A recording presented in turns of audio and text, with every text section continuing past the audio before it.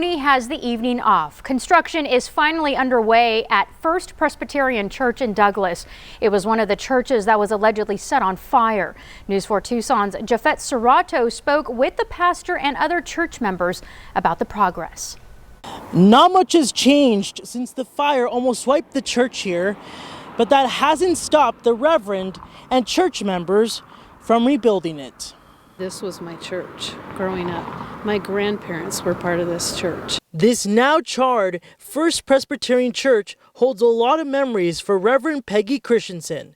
She still cannot believe how the Douglas church was left back in May. When you go inside, it really honestly looks like a war zone. The floor is completely collapsed, the ceiling and the roof is collapsed, so it's not safe to be in there.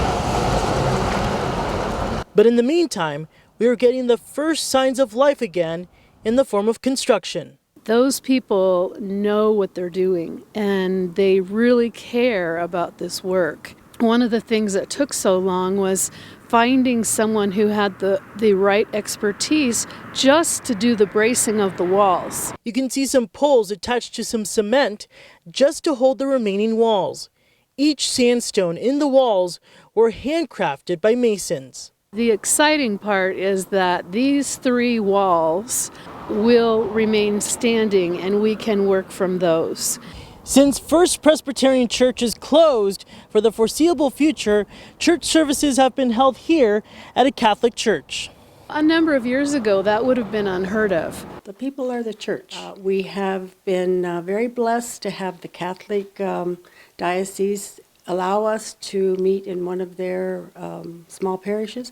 Silvia Valenzuela and her husband have been members of the church for years now. We got married in that church in 1968. Our kids have been baptized there. Valenzuela is excited about First Presbyterian Church coming back to life. It's just great. It's taken a lot of work from a lot of people to get this far. And as far as the St. Stephen Episcopal Church, which had to be demolished, the Douglas mayor updated News 4 Tucson about its status. We're scheduling a meeting to meet with them. I think they are finally have decided on a plan that we want to discuss with us. Although there is no set timeline for the church, Reverend Christensen says her congregation will keep doing what it always does, spreading the compassion of God. We are still continuing our food pantry ministry. We still have 1 day a week when our church covers for the migrant shelter. The congregation has received numerous donations after the fire, but they are waiting on putting out a fundraising campaign until they know all the costs. In Douglas, Jafet Serrato, News 4 Tucson.